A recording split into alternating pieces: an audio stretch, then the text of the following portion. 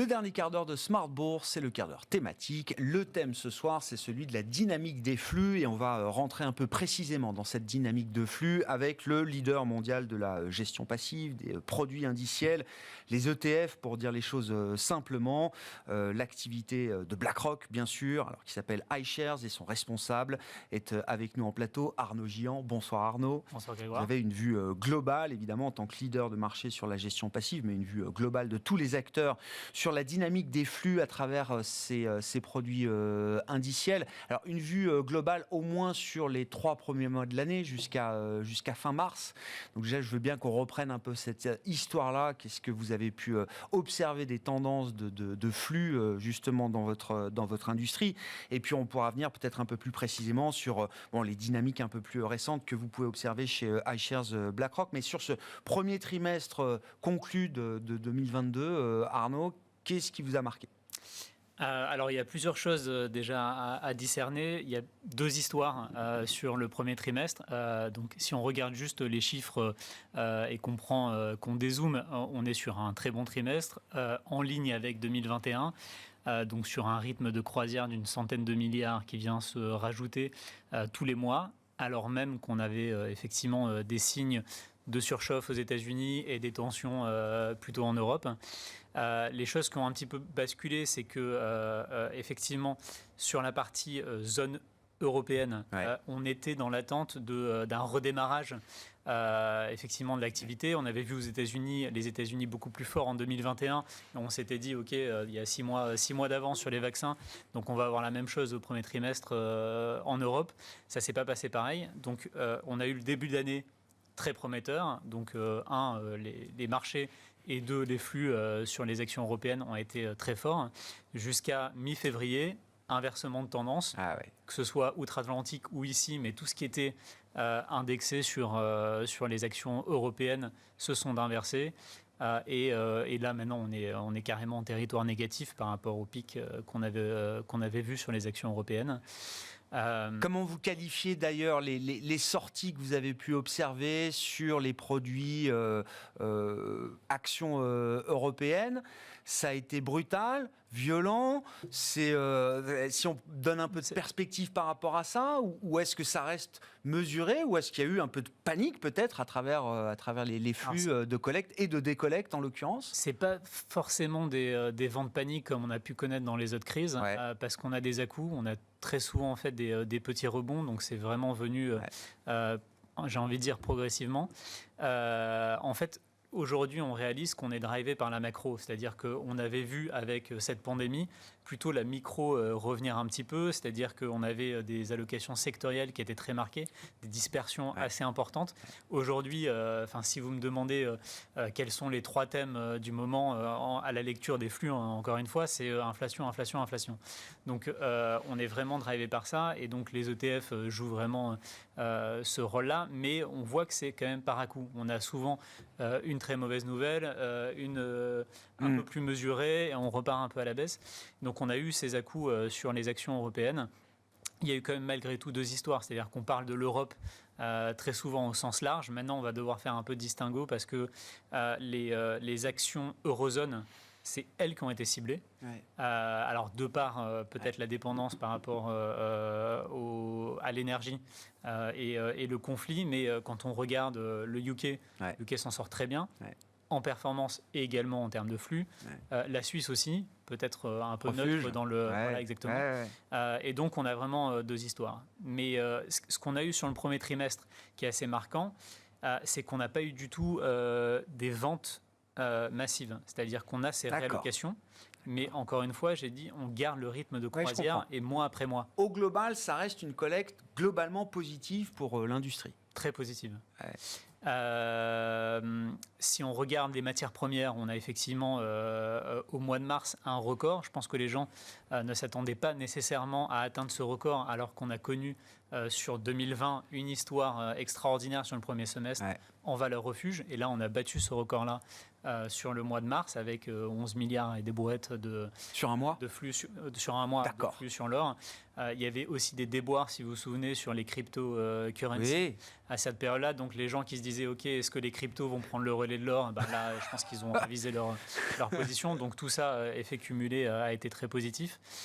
Sur l'obligataire, c'est un peu plus compliqué. Mais donc on était malgré tout sur une collecte positive, mais qui cachait derrière deux histoires. Un, les valeurs refuges, très court en duration. On s'attend effectivement, comme tout le monde, on attend les résultats, mais malgré tout des hausses.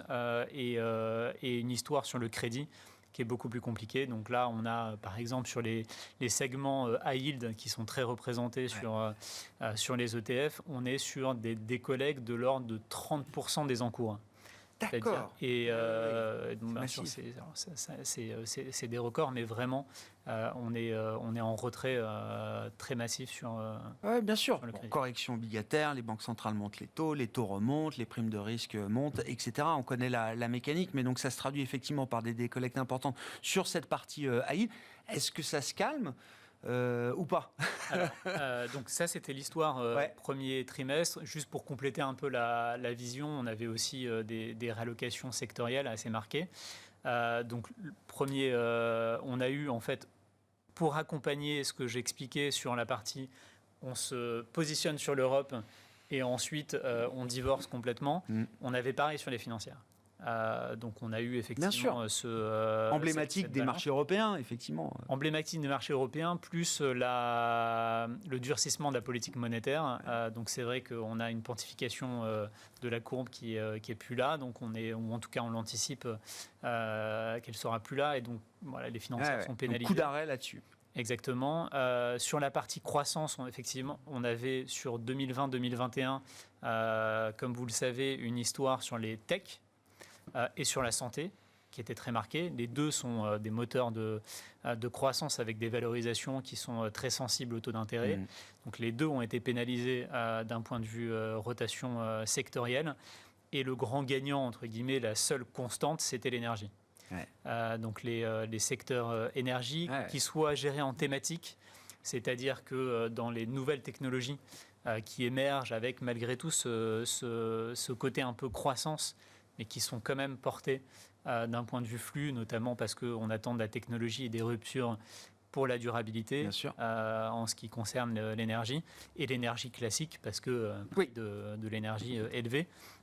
Et en fait, je pense c'est assez intéressant de voir que les flux se sont davantage portés sur les énergies en action, plutôt qu'en direct. Donc les matières premières restent je comprends. C'est entre guillemets. C'est à travers les actions des acteurs du monde de l'énergie que les flux sont allés. Exactement. Et on le comprend en fait parce que très difficile de prédire le prix d'énergie lorsqu'on est déjà sur des niveaux très élevés. Par contre, de s'attendre à ce que ces prix restent élevés et donc améliorent les marges de ces compagnies, c'est probablement plus simple et c'est probablement ce que les investisseurs anticipent.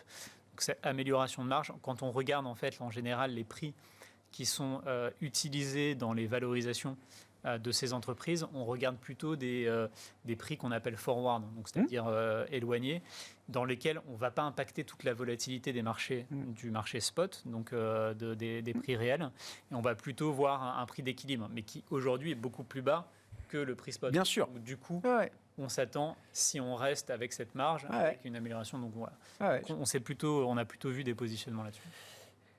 Quand je disais, est-ce que ça se calme, est-ce que, le thème énergie, que ce soit à travers les actions ou les matières premières, le thème inflation avec la décollecte, par exemple, sur le high yield, le thème risque géopolitique en Europe, avec là aussi le coup d'arrêt de la collecte sur la thématique action européenne, est-ce que ça se calme? Est-ce que vous en voyez le bout? Ou est-ce que ça reste pour l'instant les tendances qui guident la dynamique des flux que vous pouvez observer chez BlackRock iShares? Alors, la grosse différence, c'est que sur le mois d'avril, qui vient de se terminer, on est sur un arrêt total de la collecte. Donc, je disais qu'en fait, malgré tout ça, on était sur une dynamique d'investissement financier qui était encore très soutenue et en ligne avec... Là, on lève le stylo, quoi.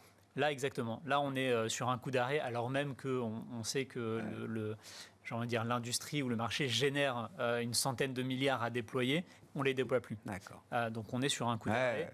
Ça veut dire coup d'arrêt sur les actions, parce que ça reste le gros de l'activité qu'on a sur les ETF. Et la nouvelle tendance, entre guillemets, sur le mois d'avril, c'est que des collectes très marquées sur les États-Unis.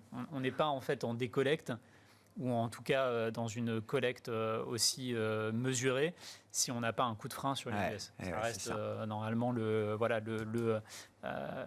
segment qui bien sûr, oui. C'est le marché directeur, et donc en termes de collecte, ça se retrouve également... On est sur environ 30 milliards de décollecte sur le segment action américaine. C'est première depuis le Covid. Et on continue bien sûr à avoir cette pression vendeuse sur l'Europe également, mais beaucoup plus mesurée, parce que de toute façon en termes de positionnement il ne reste plus tant que ça. C'est ça, on arrive déjà à des niveaux très bas en termes de détention. Exactement. Donc là, d'un point de vue macro, clairement, on est sur un... Et vous l'expliquez, c'est quoi? C'est gel des décisions d'investissement. Là, plus personne ne veut prendre aucune décision en attendant d'y voir plus clair. Non, mais pour dire les choses simplement, c'est l'idée sous-jacente. Il y a effectivement un peu d'attentisme. On est rentré dans la saison de publication en se disant, OK, on va essayer d'y voir un peu plus clair, et on n'y arrive pas trop. Donc, on attend ensuite les taux directeurs de la Fed pour savoir si on a une tendance à lire. Mais on est sur effectivement beaucoup d'attentisme. On se souvient un peu, c'est un proverbe qui revient souvent, sell in May and go away. C'est vrai qu'il y a ça aussi. On est vraiment un peu là-dedans en se disant, est-ce que ça sert à quelque chose d'être investi sur les prochains mois de l'année? Donc on a un petit peu ces phénomènes.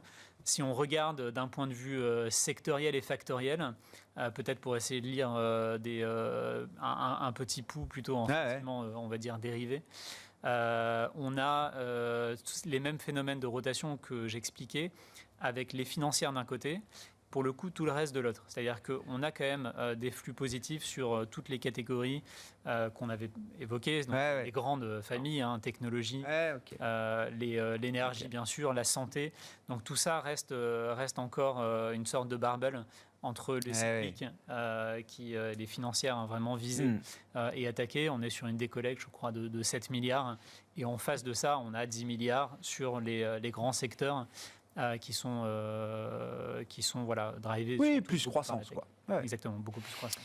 Merci beaucoup, très instructif Arnaud, cette vision alors sur le premier trimestre, la vision globale, et puis les grandes tendances du mois d'avril que vous avez pu observer chez BlackRock. Arnaud Gian qui était à mes côtés pour ce décryptage et ce panorama de la dynamique des flux sur ces 4 premiers mois de l'année 2022, responsable de l'activité iShares chez BlackRock, invité du quart d'heure thématique ce soir. On se retrouve demain à 12h30 en direct sur Bismart.